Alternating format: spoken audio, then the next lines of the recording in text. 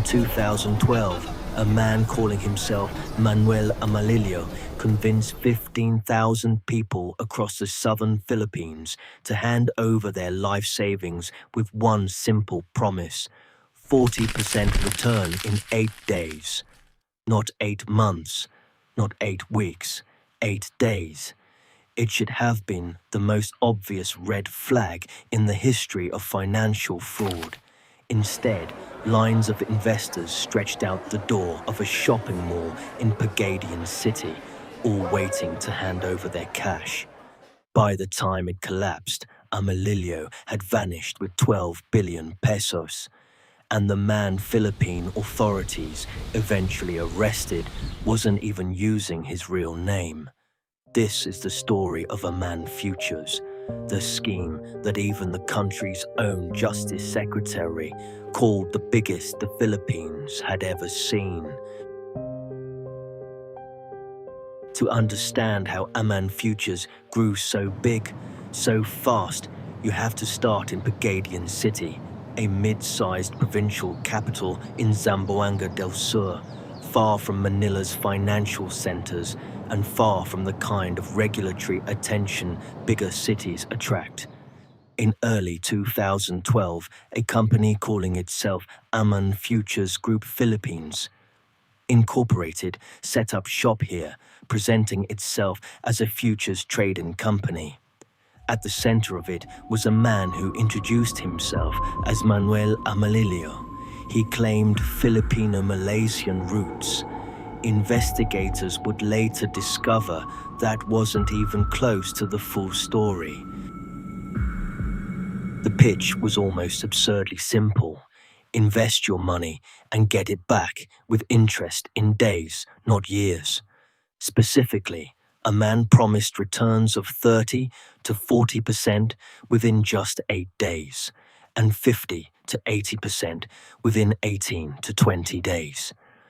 For comparison, even the most aggressive legitimate investments in the world don't promise anything close to that. But in a region with limited access to formal banking, and where word of early investors getting paid spread fast, skepticism didn't stand a chance against hope. And in the beginning, people genuinely did get paid.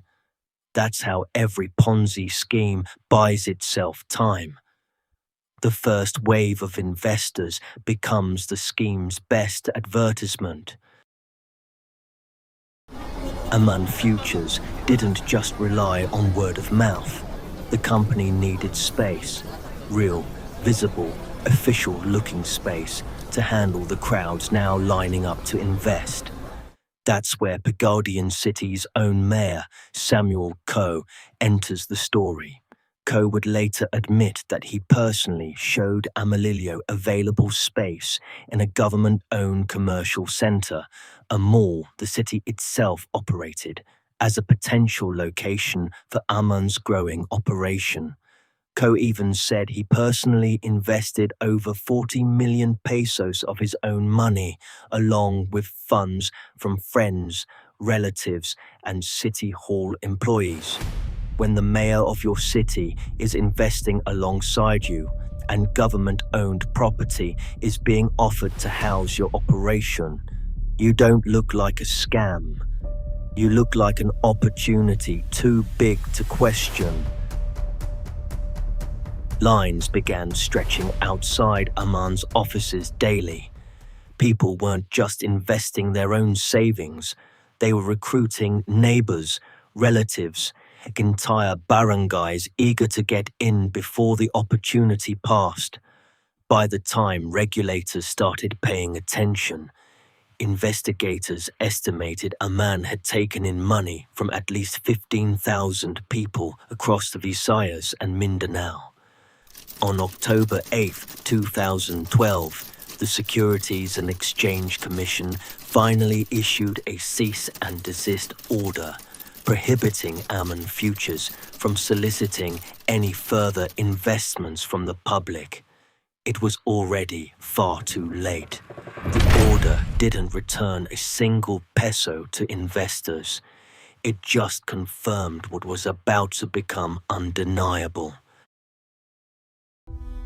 As regulatory pressure mounted, the people running Aman Futures started disappearing, starting with the company's own president. A man named Fernando Luna had been listed as Aman's president.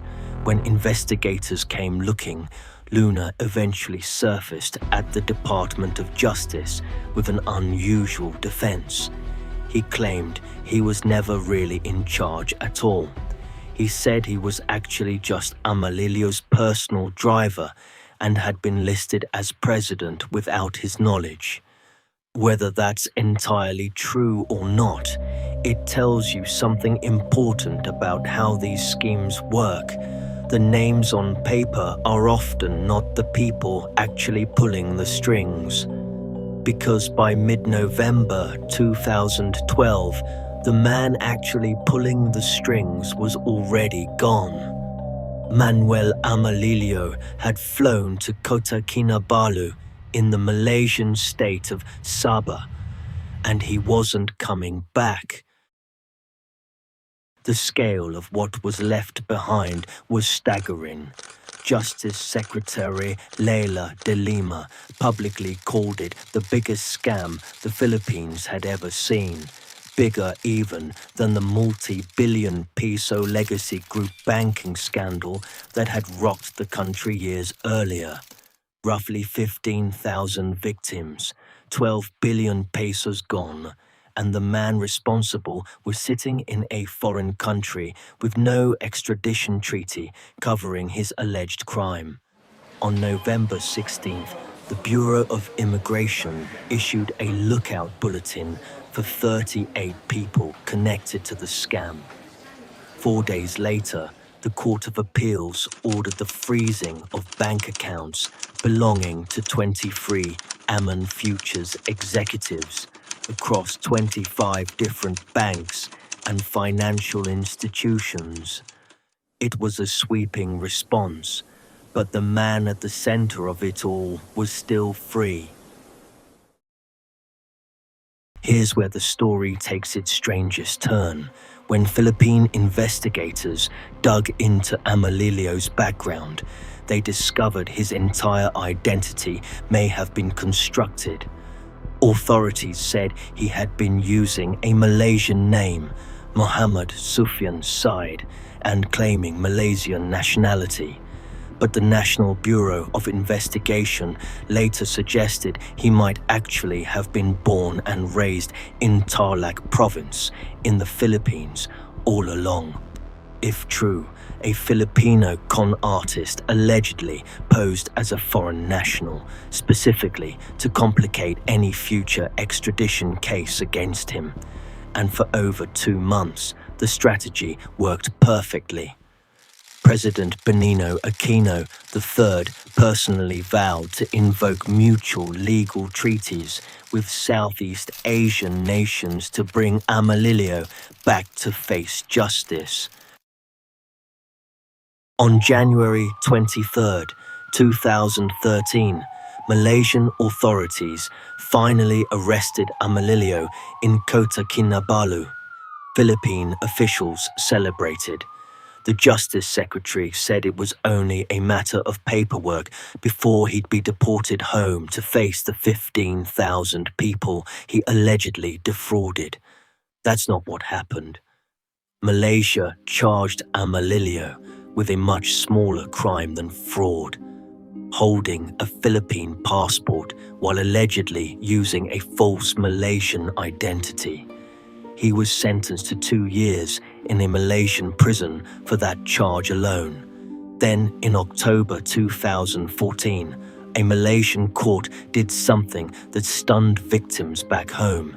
It acquitted Amalilio and rejected the request to extradite him to the Philippines, citing Malaysia's own extradition act after what was described as a personal appeal from his family to Malaysia's Minister of Home Affairs. He was released, free, and the 12 billion pesos he allegedly took was never recovered. To this day, No one has ever been definitively confirmed to have served real time in the Philippines for the Aman Futures scams 12 billion peso collapse.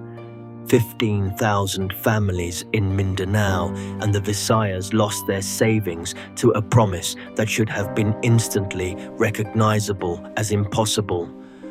40% in 8 days. And the man at the center of it may have spent years hiding behind a name that, according to investigators, was never even his own. If a deal sounds too fast, too easy, and too good, that feeling in your stomach isn't doubt. It's the only warning you're going to get. If you enjoyed this story, consider subscribing for more thrilling videos.